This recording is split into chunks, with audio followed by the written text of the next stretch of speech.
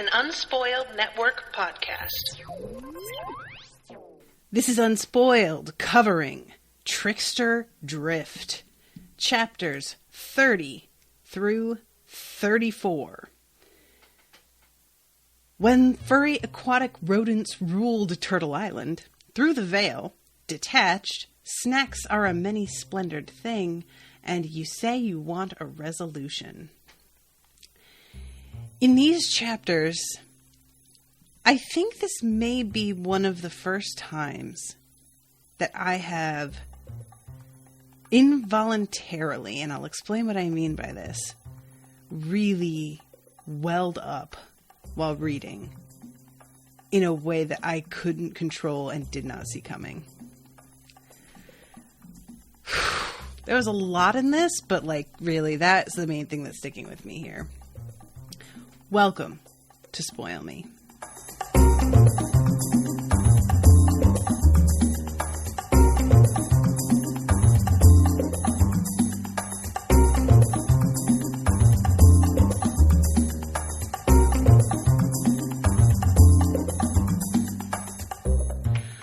Welcome to the show, everybody. I am Natasha. Many thanks to Robin for not only commissioning this episode, but in the last episode, I asked her if she had any resources for getting me a little bit more familiar with some of the legends and myths of the bands that are in this book. And I have not had a chance to actually read anything from them yet, but I got an email from her that had some resources. So thank you so much for taking the time to do that, Robin. I really appreciate it, and I'm definitely going to read them. And I will also try and share those links in the show notes for this. I hope I remember. I'm so bad about stuff like that. I can it's just with the amount of content that I have, I lose track at times. So if I do forget to post those and you are listening to this and would like to see what they were, please come at me. Email me on unspoiledpodcast@gmail.com, or you can hit me up on the Facebook page, facebook.com/unspoiledpod. But yeah, this section was really, really moving in a way that I wasn't prepared for at all. And I don't know why. I think I was a little bit trying not to think about it. But I'm going to get to that. Let's start off with the weirdness of the first chapter, because 30 starts off in these italics that really make it seem like we're just getting a bit of a history lesson from the author. And as we continue reading, it becomes more and more clear that these italics are actually supposed to be the trickster talking to us as he watches some actual beavers doing their chores, essentially. And the beavers getting really irritated by it, which I was so unprepared for that when I got to this, I backed up and reread some because I was like, wait, what is happening? So he starts talking about how beavers almost were hunted to extinction, and then they sort of rebounded. Other fur bearers, like the otters, generally loathe humans for genocide they perpetrated, and will take human form to lure the unsuspecting to their death. Though beavers have the ability to transform, they have no interest in shape-shifting to exact guerrilla retribution. Ordinary beavers, like this young couple who are putting the finishing touches on their food cache at the bottom of their new pond on the outskirt of an urban park, work long into the night, even as they await their first litter. The Creator bid us build, so we build, the male beaver says. Don't encourage the damn trickster, the female beaver says. Just ignore him until he goes away. The male waddles up the shore, dark eyes glittering in the moonlight. The female ducks behind him, protectively smoothing the fur over her belly. Her name is Water Lily, the male says, and I'm Aspen. Shut it, you ass, Water Lily says.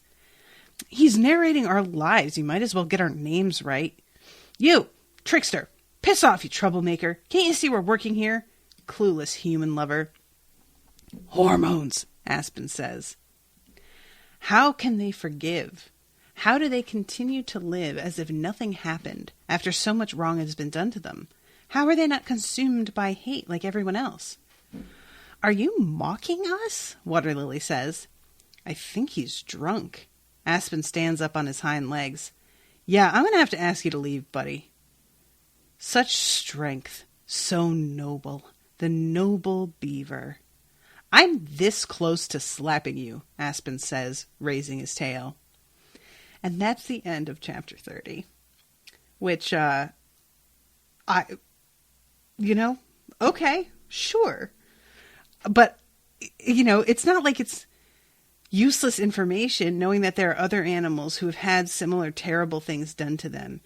And yet they bounced back and don't hold a grudge for some reason, while other animals most definitely do. It's interesting how it's framed, too, that there's not really anything wrong with holding a grudge. It's not even like made to be a negative thing that they want vengeance. It's not even presented really, except in this sort of mocking tone, so noble, the noble beaver. Like, normally this would be treated as a virtue, that they aren't reacting with rage and vengeance. But it's the way it's talked about here does seem like they're being mocked, like they're weak, or at the very least, like the concept of not wanting revenge and thinking that that in itself is noble, like that is being mocked. And I find that really interesting. I would love to talk to this author and find out exactly where she stands on things. Like, it's a question that comes up so much for me now with the, with what I'm learning about our history and the mistreatment of literally everybody but white people, and even some white people, depending on where in Europe they were from and if it was the right section or not. How do you move past that and just, try and live your life? Is it just because it's easier to not try and seek vengeance because you're just trying to stay alive and you'd rather spend your energy on that? I don't know where that comes from, and I don't know if I were part of a group that had really been targeted. I don't know where I would fall on this, if I would want revenge, or if I would be like, I really just don't have time for this. I'd rather just, get on with what I'm doing. But I would suspect that it has to be different for everybody, and I wonder if it doesn't change for people depending on where they are in their lives. Because I feel like when you are younger, you sort of have an idea that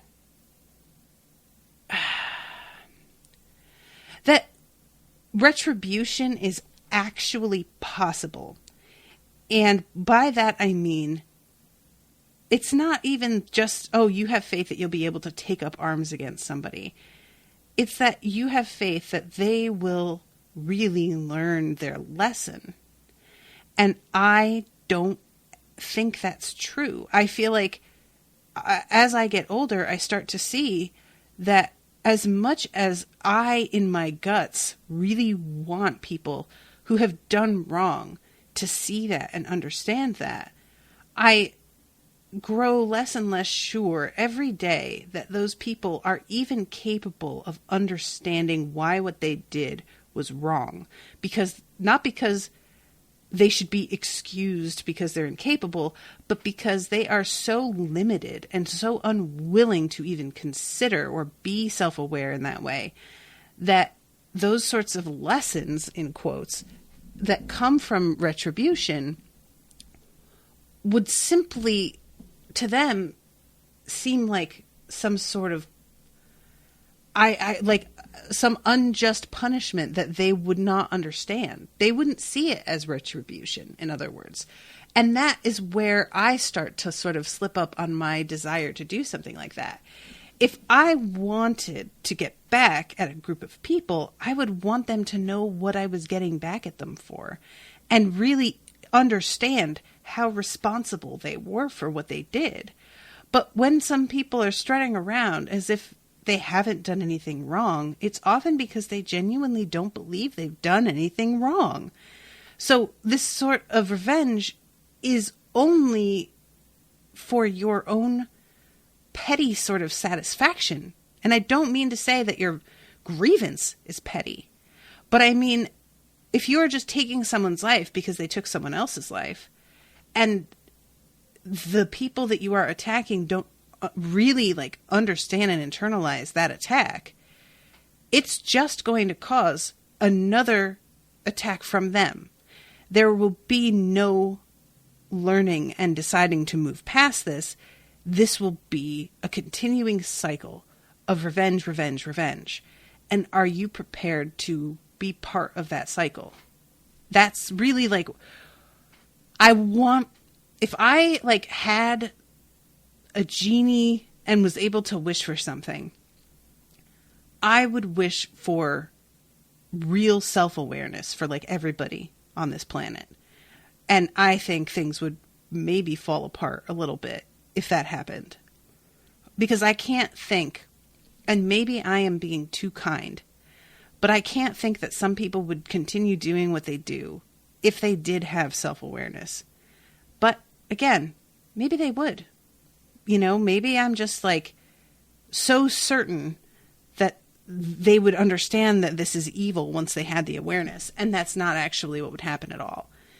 I don't know, you know, but anyway, so I'm getting all caught up in that, but I just thought that was such an interesting way to start this off. So Jared is on the couch and he's getting some text messages from his mom. And he asks her what she thinks of Winnipeg because she's still up there visiting. And she says, "I'm thinking of selling the house and moving here. What do you think?" And he's really surprised, but she says, "Richie's family likes me and they want me to stay."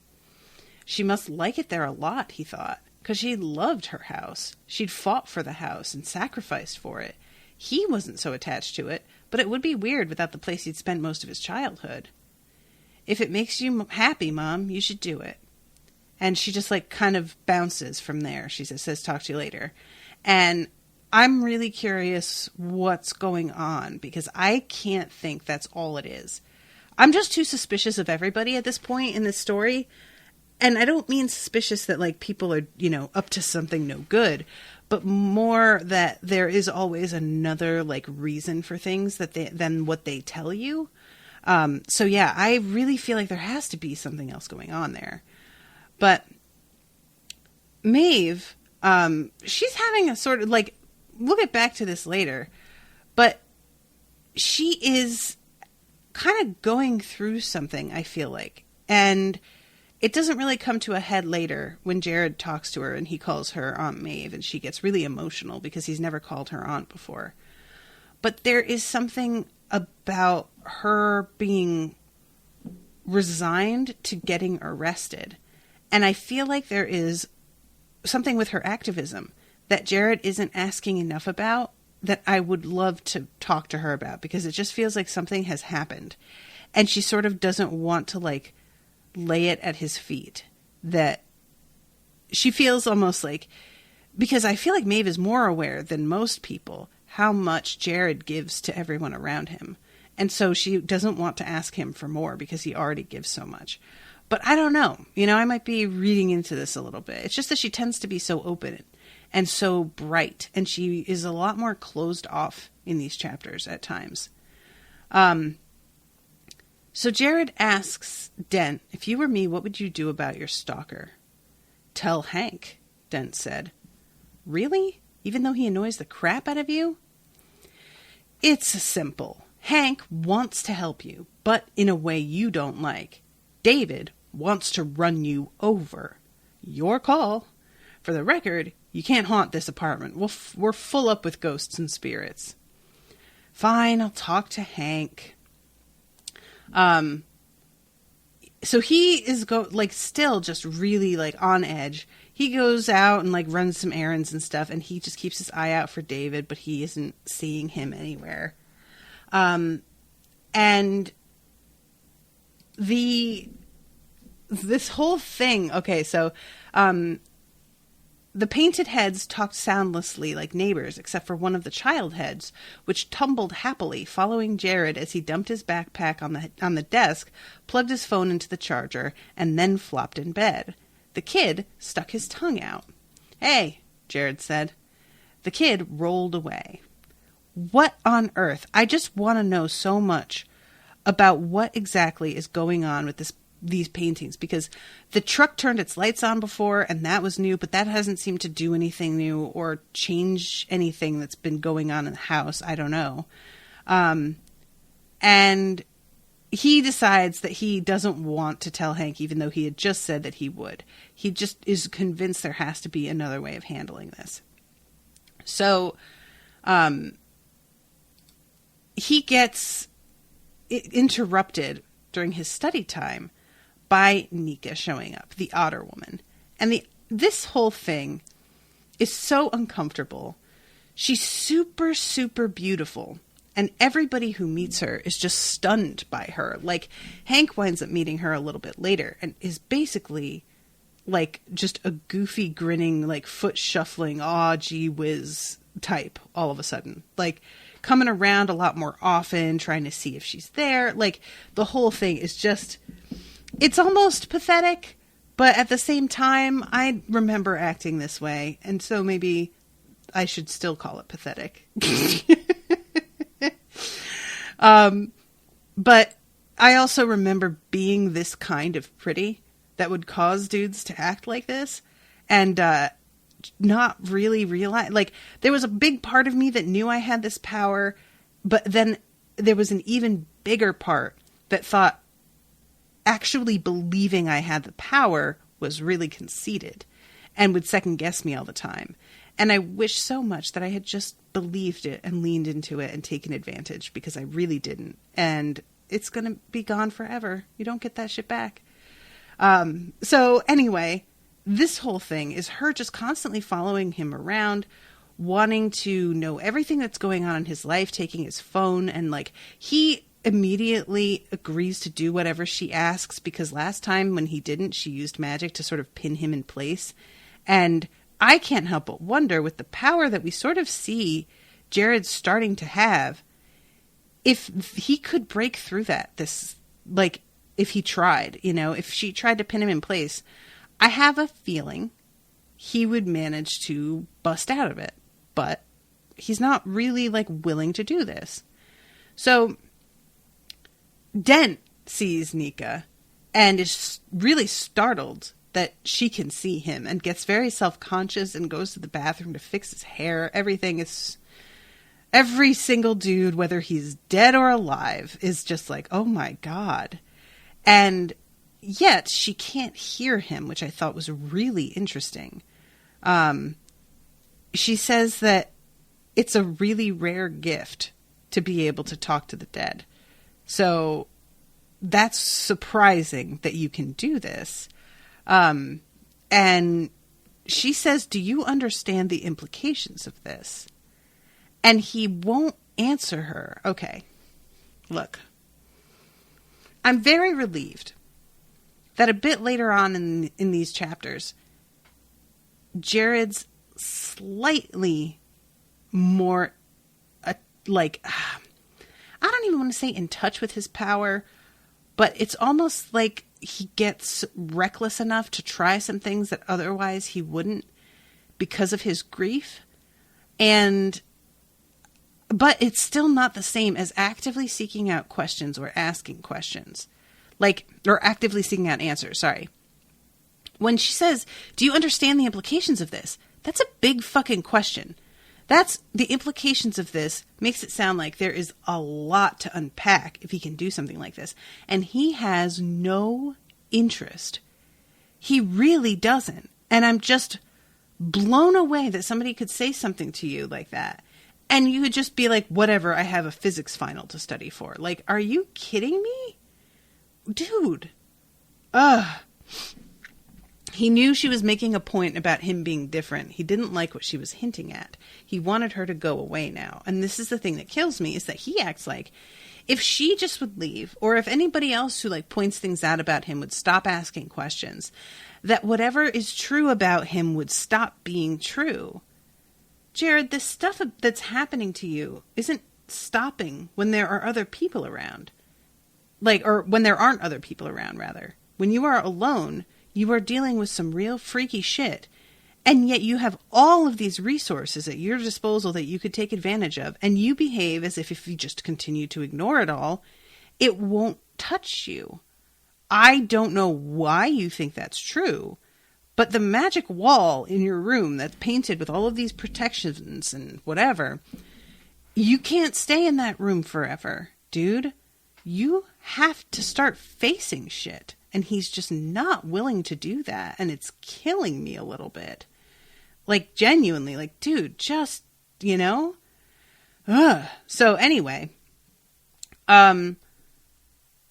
he goes to a meeting. She comes with him to that. And just basically stays by his side for like the rest of the day, even though he makes it really clear that he feels like she's crossing his boundaries. She does not give a shit at all. So let's see. Mr. Wilkinson had said the difference between sympathy and empathy was the difference between getting in a hole with someone or getting a ladder so they could climb out of the hole themselves. He wasn't sure if he was the one in the hole or if Coda was in the hole. Maybe they were both in deep, dark pits, and that's why they couldn't help each other. And then there were the psychos who saw you struggling in the hole and started shoveling dirt over you. So later on, I think Nika's not there at the time, but fucking Hank comes in and asks him if he's talked to Coda, and he says not recently. And Hank bites his head off and says something like, "You don't give a shit about anybody but yourself, do you?"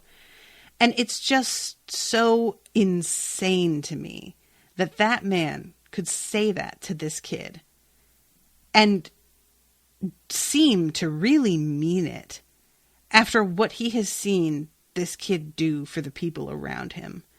I mean, Hank, I know everybody keeps telling me that you are a decent dude and that we just need to give you a chance, but I gotta be honest, sir. You are not winning me over, and I'm not sure it's ever going to happen because you seem to have no awareness of who you're trying to help, and you just come across as really overbearing in a way that isn't even observant. And if you can just come into this kid's life and call him selfish, like, all Jared has felt his whole life is like he's a burden to people. So you don't even know the damage that you're doing when you say this shit. And that's the thing that hurts me the most, is to know that words like this for certain people are going to cut deeper than for other people. There are certain folks that you tell them that they're selfish and it just kind of rolls off them because they really don't believe it. And so they don't hear it or internalize it. Jared has believed this for a while. That's why he's constantly trying to pay everybody back and never take anything. Because he doesn't want to owe people and because he doesn't want to seem selfish and grasping. So for this asshole to come in here after he has gone to meetings with Coda and taken him to meetings while he's drunk and tried to help and support him through relapsing, for him to come in here and say that he doesn't give a shit about anybody, I was livid. And I am still waiting for Hank to fucking get his shit together, because he comes and it seems like he's going to apologize a little bit later, but then he runs into Nika and just gets totally sidelined by her and never gets around to actually apologizing to Jared. And I can't even really believe that he wanted to, if I'm being honest, I don't really necessarily think that he felt sorry at all. So I'm just, he just made me so mad, y'all. He really did with that. So he asks, Nika says something about her sister being in NA and says we haven't seen her for weeks. Jared says, can you talk to her mind to mind? And she says no. And just a bunch of other, introductions to different people in his life who are meeting Nika for the first time because she's just not leaving his side. And Eliza wants to know if she can come and watch TV at his place. And he has to be like, I'm sorry, kid, I'm going to be studying. I can't. And he goes to this drum circle and dances a little bit, but then he bails a little bit early. And Dent is like sitting there kind of weirded out. It says, Dent clung to his recliner, staring at the blank TV screen, fainter than he had been this morning. You okay? Jared said. Dent nodded. Jared turned the TV on and then flipped to the science fiction channel. Thanks, Dent said, shoulders unhunching. So I love this. Throughout these chapters, you get little moments like this. Like Jared comes and, he had already downloaded Red Dwarf and gave that to Dent as a present. But then he passes his physics exam really well. And I don't remember even what he had offered to do, but it was another similar thing and just saying thank you. But at this point, here's the part, guys. I'm tearing up already. Near midnight, a small spot in the air near Jared started to glow. He put down his textbook, bracing himself for more weirdness. Same. The glow lit the living room, intensifying until it was like a spotlight beamed through the window. Jared squinted, turning his head. A figure emerged in the center, a bright core of radiant light like the filament in an old-fashioned bulb. Dent popped out of the room, disappearing from the recliner. The TV picture rolled, fragmenting into static. Everything drained from Jared. All the sorrow and anger and fear and worry. The figure darkened, and he saw a young native woman with her black hair in 2 braids. She wore a plain flowered dress. She smiled at him, and he was filled with love. So much love that there wasn't room for anything else. He knew her now, this younger version of Mrs. Jacks. Sarah's grandmother had finally died. His neighbor, his friend, his teacher had passed away, and he waited for the grief to hit him. It never came. She touched his face, smiling at him with such tenderness. Warmth poured into him like sunshine. So,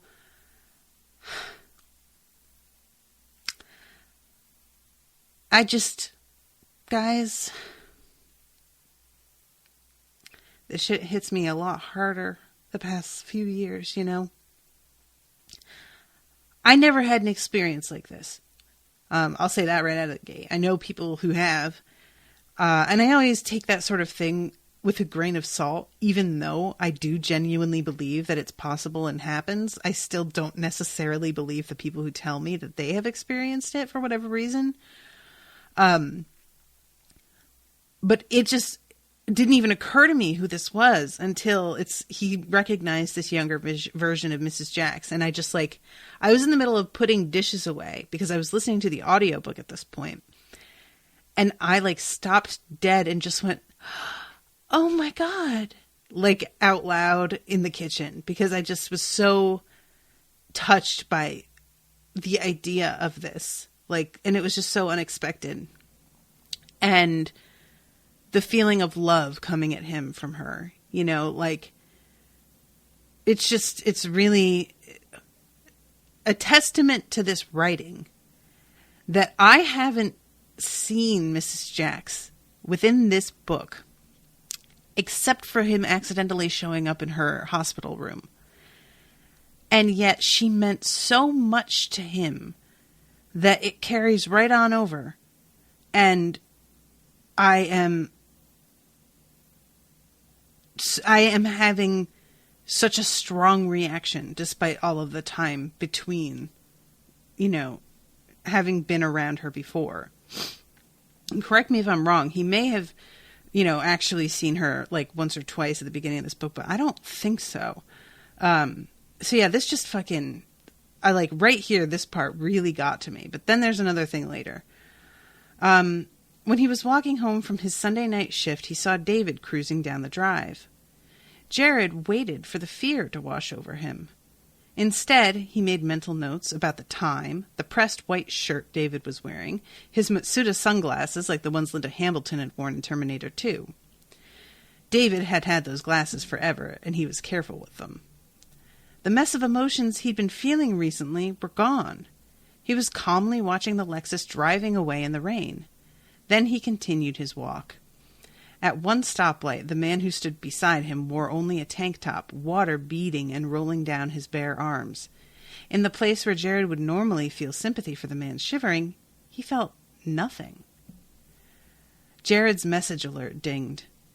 Gran died. Last night. We were all there. You okay?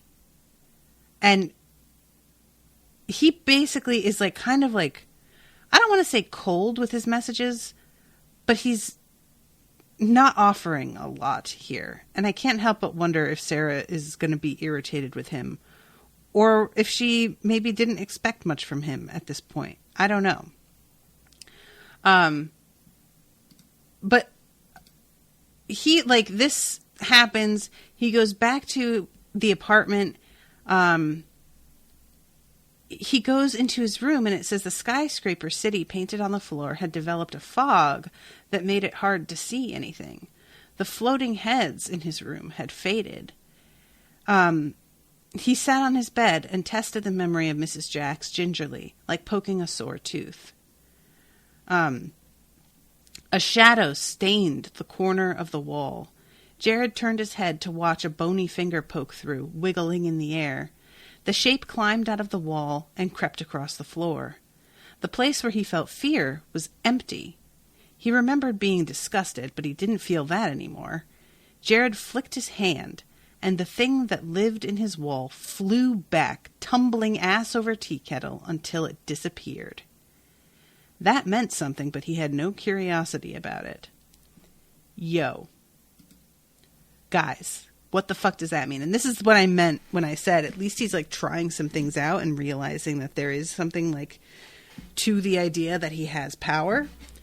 But I'm not really sure why the heads have faded and why everything that's painted in his room has fogged over. I really don't know what that has to do with anything. I'm so baffled by this. So he's thinking about David, and he just decides, you know what?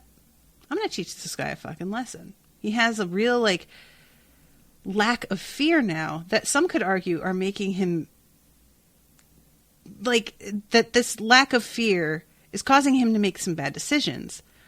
But sometimes I think what looks like a bad decision is actually just a risky decision, and it can pay off. Like, but I'm not sure that it does, is the thing. Because when he runs into David the next day, David doesn't have the reaction that I was kind of hoping for. I don't know. But basically, he makes a Molotov cocktail, like his mother had shown him to do, to get rid of wasps' nests. And he heads out into the area where David would be, where he thinks that he's staying, and doesn't know where the car is, and Shu comes up and is very obviously sort of awaiting orders. And he gives her instructions mentally without speaking, sort of like showing her that he wants to find David's car because of what he wants to do to the car. And finally, she comes back and touches his arm and, like, leads him to where David, or she, like, mentally leads him. He saw David at the pub on the corner. His mother's ex was leaning over the pub's second-floor balcony with a baseball cap pulled low, sipping at a beer, watching the front of Jared's apartment building. So she has, like, earlier, Nika had called these ghosts his spirit familiars. And at the time, that felt really weird to me. But now, because of how Shu is behaving, I'm sort of like, oh shit. Maybe they are, like, it seems like Shu is hanging around to, like, help him out specifically at this point. But she has been hanging out with Eliza a lot, so I wonder about what that connection is there. Jared put on a black disposable rain jacket and latex gloves. And he rolls it under the Lexus, walked quickly away, stripping off the gloves. He sort of hangs around. He doesn't ever hear some, like, huge explosion. There's no smoke pouring into the air. So he kind of feels disappointed. And then all of a sudden, a car alarm starts to go off. And a bunch of fire trucks like fly by him. And he knows that. And Shu appeared beside him. And in his mind, he saw the Lexus burning like a campfire. Were you at a meeting, Jared? Some guy was just shot up the street. And there was a car bomb. He just says, don't worry, I'm okay. How, Jared, do you not ask about some guy getting shot? Are you kidding me? Dude, why would you not ask about that? I am dying to know if that is actually connected or if that is just such a random sort of thing. Ugh, I can't believe he didn't ask about that. He makes me crazy. But at least I can say him not asking is totally within character. So the next morning, he's doing a ton of laundry over and over to try and get rid of the smell of gasoline on his clothes. And this is when Hank says you don't give a rat's ass about anyone but yourself, do you? And he goes and takes his test. It was really easy, and he's the first one done. He comes home, and Nika sees that something is going on with the painting in his room and says what happened to them. And he says Mrs. Jax died. She came to say goodbye, and they all faded. Did she come in person or spirit? Spirit. Ah, you have a wall up. It's not very strong, but it's palpable. It's what? Here. Nika put the latte and cookie down on the table and then reached out to him. Her hand glittered as it came close. One moment he was fine. The next, something was trying to claw its way out of him, ripping through his guts and his chest. Jared heard himself howling, but it was as if it wasn't really him. The sounds coming out of his mouth weren't his sounds. Nika lowered him with her to the floor before he collapsed. He curled into himself. He was on fire. He'd swallowed gasoline, and now it was lit, burning inside him. So I think it's pretty clear, because Maeve doesn't come and see what's going on, that either her noise-canceling headphones work really well, or all of that commotion that he felt was purely internal. And when she says that he had a wall up, it's like the grief was so much that he couldn't let himself feel it. So he had done something. I don't know if he did it or if Mrs. Jax did it, because it's like when she showed up, all of a sudden he felt nothing but love. So I don't know if she is the one responsible for that, or if that was just his involuntary reaction to seeing her, or what. He felt as hollow as a chocolate Easter bunny. She brought him weak tea with lots of sugar and milk. Jared sipped his tea. Grief made him heavy. It felt like a dream, a horrible, horrible dream that he'd set David's Lexus on fire. He'd asked Shu for help. When he was as cold and logical as Spock, it had all made sense, but now he was filled with dread. He wanted to check his phone and see if there was anything on the news, but he didn't want to do it in front of Nika in case she took it from him and nosed through it. Someone knocked on the door. Nika turned her head and quirked an eyebrow. And this is when Hank comes in and sort of interrupts the whole thing, which I'm already mad at Hank. And for him to come in here when Jared just went through this really horrible emotional upheaval, Hank being the fucking dude who shows up is just the worst. It's just, I hate it. I hate it. The only thing worse would be for fucking David to show up at this point. So at this point, Nika realizes that Hank and Jared don't really get along, and sort of frames her presence there as being related to Jared in some way, and tells him Hank will be nicer to you if he thinks you have a hot sister, which is probably true. So the next day, Jared's at the grocery store, and here's David, fucking standing right next to him. Underneath everything, he wanted to shove David's head through the wall. He was sick of David's shit, sick of being stalked, of living in dread. In the distance, Jared heard a slither. Okay, I'm sorry. Hi, what? He's in the grocery store and this shit is somewhere out here following him? No. Mm-mm. Nope, I'm sorry. I cannot allow that. That is just...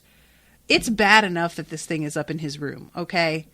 But this thing being able to follow him out... And look, I get that part of what's going on in this particular scene is that there is a distinct vibe that this thing, if Jared knew how to direct it, would fucking attack David on Jared's behalf, because I think this thing is another familiar as much as Jared doesn't even want one. I really don't care. I don't want this thing to get out of one room. That's the only place that it should ever be. It shouldn't even really be there. And I am not okay with it having the freedom to fucking jaunt around town. At all. Thank you.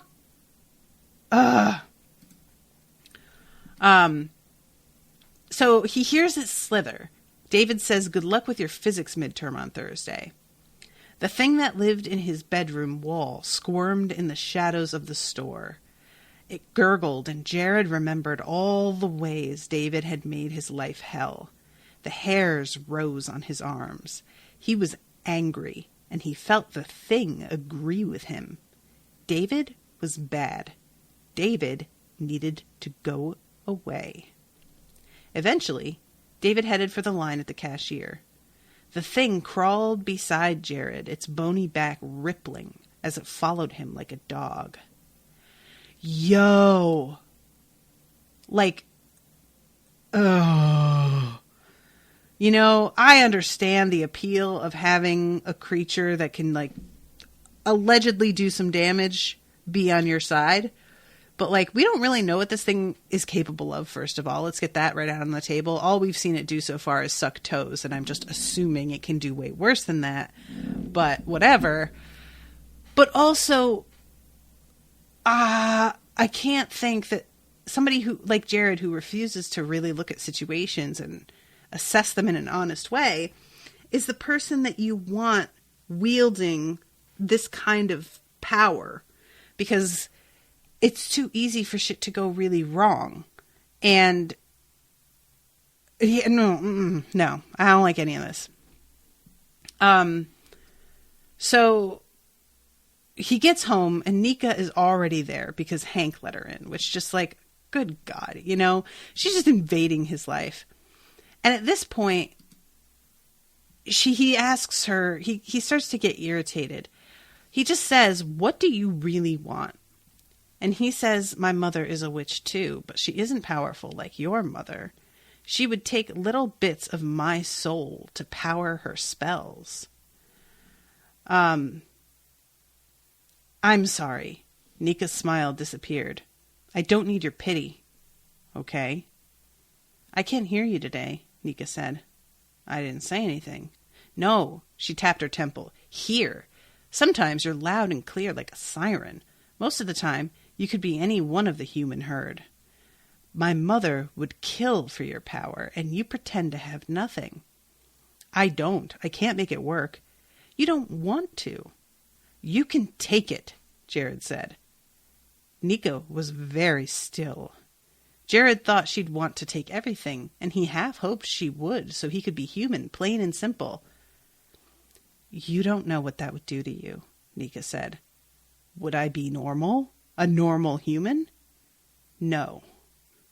"No, you would not," Nika sighed. "You're lucky, Jared Benjamin Martin, that I am not my mother." So yeah, I would be very interested to know what would actually happen if she had decided to take him up on that offer.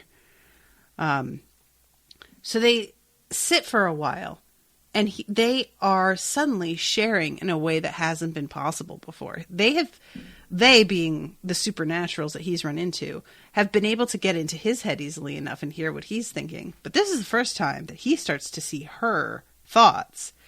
And he is looking at all of these memories. There's a woman who has like these tight curls, and he can feel Nika being angry. She saw a drop of her own blood on the blue table. The kitchen cupboard had no doors. The nervous woman stirred a large steel broth pot, glancing over at Nika. "Stay out of my head," Nika said. "You need so much help," Nika said, and then she stomped out. Yeah, Jared, can you just everybody is saying this to you, dude. Everybody is telling you that you are in way over your head. Like, come on. I wish he would just... I'm hoping he's getting there, but it's just taking so long for him to decide to just come to terms with this. So I only have 12 minutes left, so I better get a move on. This is Snacks Are a Mini Splendid Thing, chapter 33, and this is when he starts talking to Maeve about her getting arrested. And he calls her Aunt Maeve, and her eyes well up. And then he gets a message from Sophia, who wants to have dinner with him. So, because she heard about this car bomb that happened, and oh gee, what a dangerous neighborhood you live in. How weird is that? And he thinks about when Sophia used to come over and complain about his mother's housekeeping, and how he used to think of it as a very literal thing, and he realizes now that it was his grandma putting protections on the house. Let's see. Oh yeah. He goes home after his physics midterm. Dent drifted near the ceiling, suspended in an invisible ocean. His color was so faint he was more an impression of Dent. Maybe that's how ghosts slept, Jared thought, not sure if he should wake his friend. Was it weird he was friends with a ghost? Did that make him delusional? So yeah, this whole thing with Dent is so strange, And Olive comes over and drops off Eliza, and Shu, of course, comes with her again. But this whole thing is so, weird, because Shu can sort of seem to lend power to Dent, but Dent at one point tells him, I'm not going to be around for very much longer. Apparently he can move on if he wants to. He's just hasn't for whatever reason yet. And Jared is also thinking about how tough things are for Eliza, because she's been dropped off so that her mother can go sign divorce papers. And he's remembering what it was like for him when his parents told him that they were getting divorced, and how terribly difficult that was for him. And just, the shock of it, because when they went out to dinner, he thought they were celebrating something. And then to get this awful news at the end was brutal for him. Versus somebody like me, who was waiting with bated breath for my parents to split up because they were miserable together, and they just didn't do it, and it was killing me. So Shu was suddenly in front of Jared, tilting her head as she studied him. And he sees some of Shu's memories. She is dead on the ground next to her mother, and their bodies are rotting. They've been dead for quite a while. And her mother's spirit waited for Shu, standing in the bow of a canoe offshore, calling Shu's real name, telling her it was time to go. A man entered the longhouse and bent over the body. The little skulls in his long, matted hair clinked together like shells fringing a dance dress. He saw Shu's spirit, and when their eyes met, she felt dread. He smiled at her spirit, and his teeth were filed to points. So he asks why she hasn't left, and she says she wants to stay. And he says, I will protect your bones and keep them safe if you'll come and hang out with me and protect my family, because I can't do it all by myself. And Shu touched his hand, and it sparked as if she had dragged her feet along a carpet while wearing wool socks. Protect my family. So, yeah, that is some sort of ancient deal that she made. And I'm very, very interested in learning more. Jared doesn't want to see any more. And I do understand this being kind of a lot and why he wants it to stop. But I also was oh, dude, but come on, find out more about what happened here. And it turns out that if you burn food, that means that the ghosts can eat it. So they go and get some marshmallows, and they burn them, and the marshmallow suddenly appears in Shu's hands, and she is able to eat it as if it's like real food, which is crazy. I love this idea. And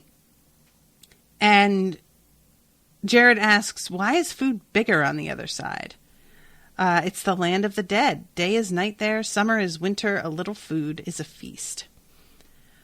After they'd eaten, the ghosts held hands and danced through the walls. They spun each other around, flew up off the balcony. And he asks, let's burn something for Huey, who's the floating head. And she says that he doesn't eat. And she tried to feed him a bunch of stuff, and he just didn't eat any of it. And Eliza then says that Shu, she saw Shu kind of talking to him in the way that she does. And Eliza confesses that she finds Shu scary, but that when Shu isn't around, it's scarier.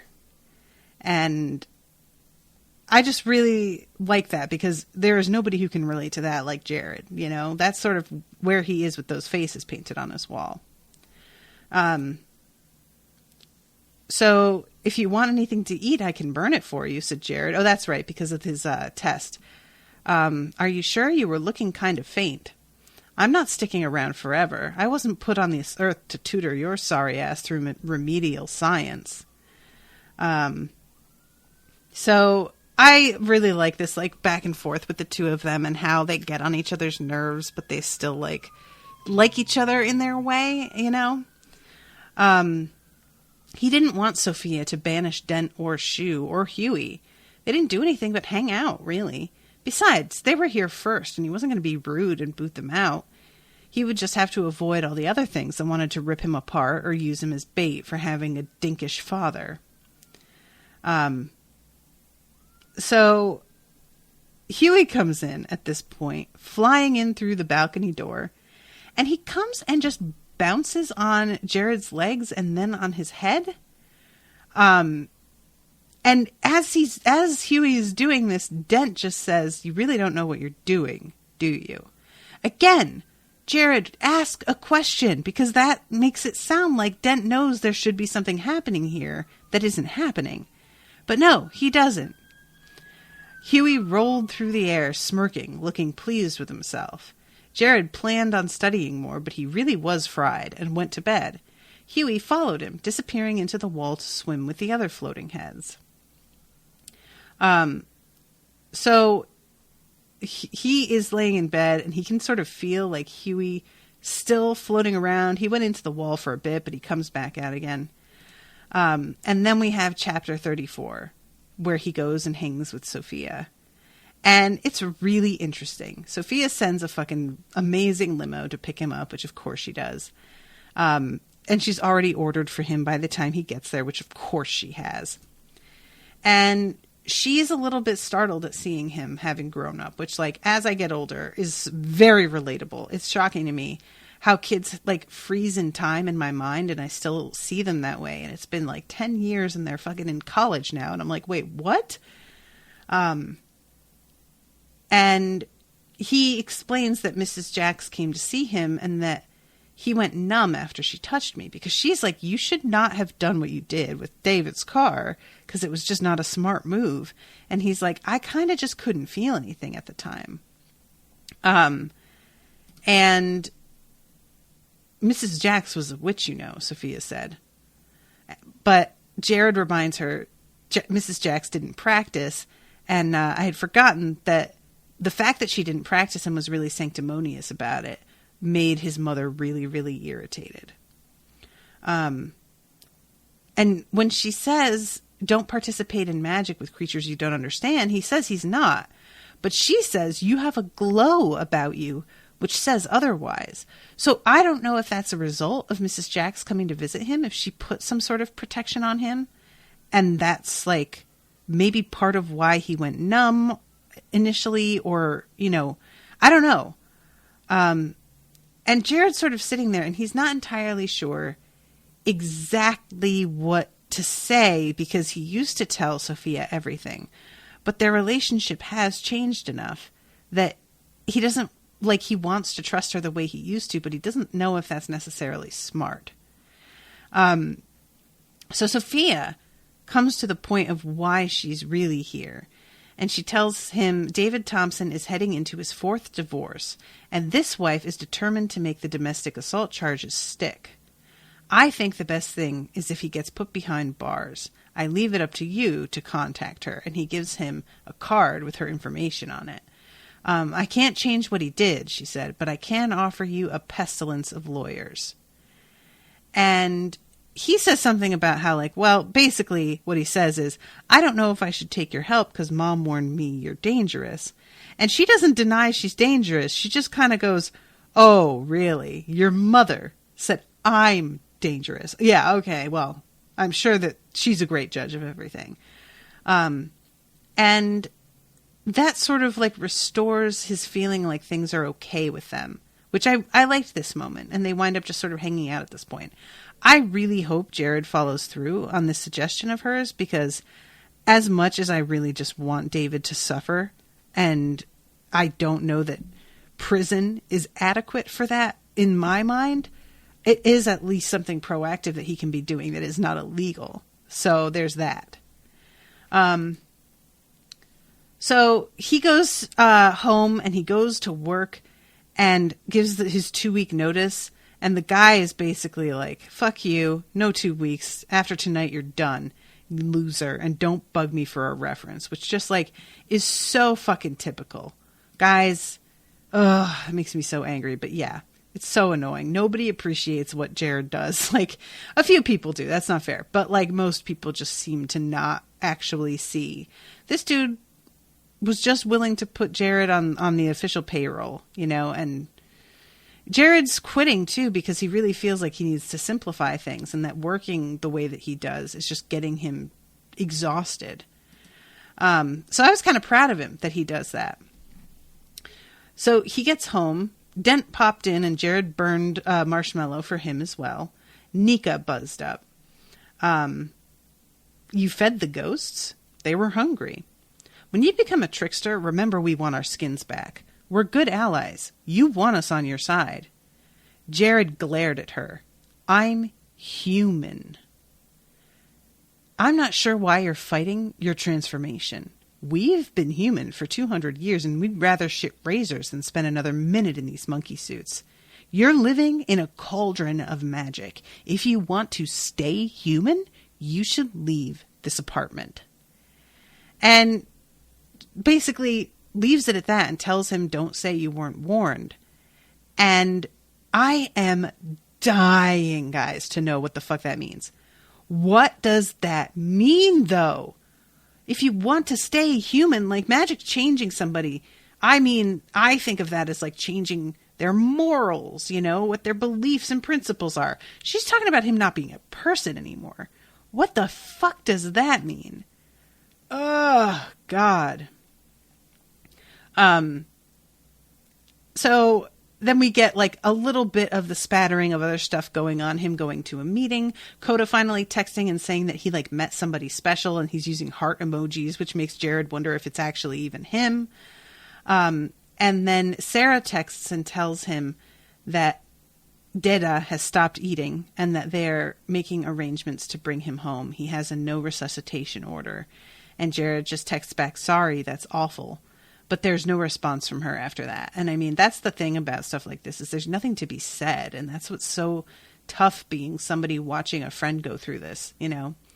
So the next day he gets up, and this is the part, guys, that made me cry. And I know I'm at the end of my time, but I'm going to go a tiny bit over. This really like got to me because I'm listening to this and I'm like, wow, he's doing a lot of cooking. Defrosted 2 packages of ground moose meat. Started a double batch of sugar cookies, made 3 German chocolate cakes with egg replacers so Justice could guiltlessly eat them.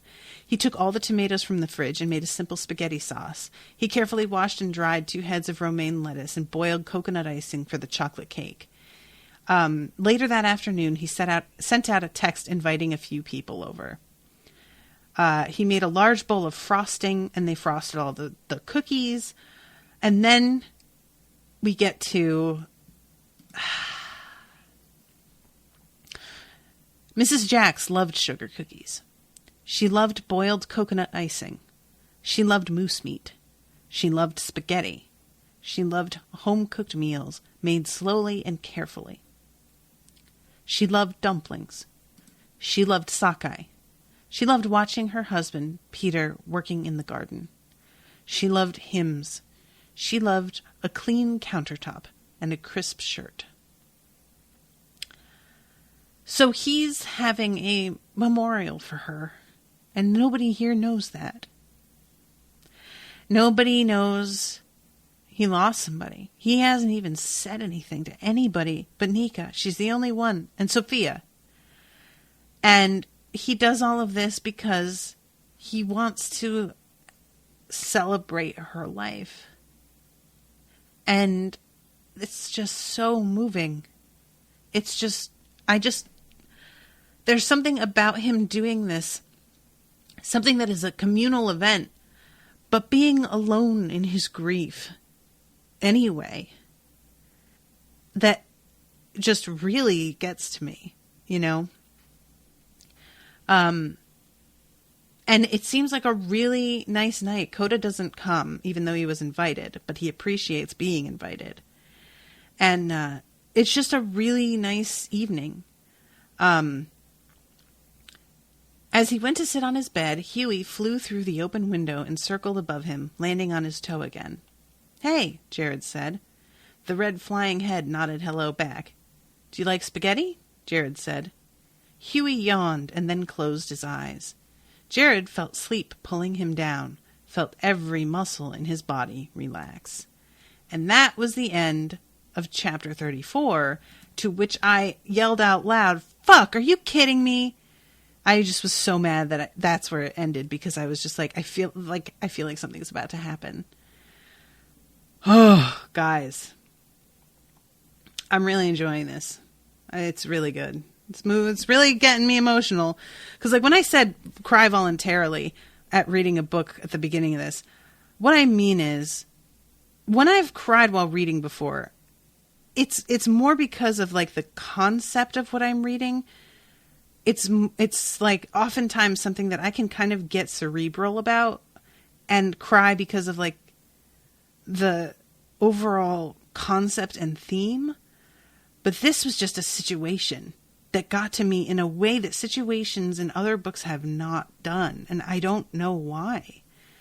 But it's just, I was like sitting there reading and it just bubbled up like out of nowhere. You know how that happens? And I was just crying. And it really like makes me love this book that I feel this the way I feel like Jarrett did, you know? Ugh, I'm getting all verklempt again. All right, guys, I'm going to wrap it. But yeah, thank you so much to Robin for commissioning these. I've been loving them. I don't remember. I think you said the third one isn't out yet, and I'm just devastated. I want it to be out right now. But thank you again so much. This is killing me. Oh, it's so good. All right.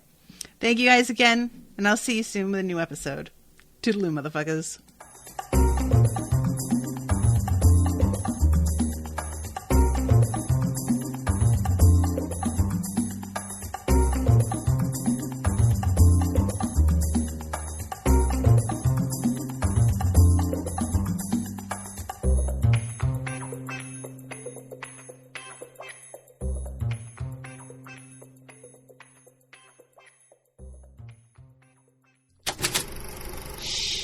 That was an Unspoiled Network podcast.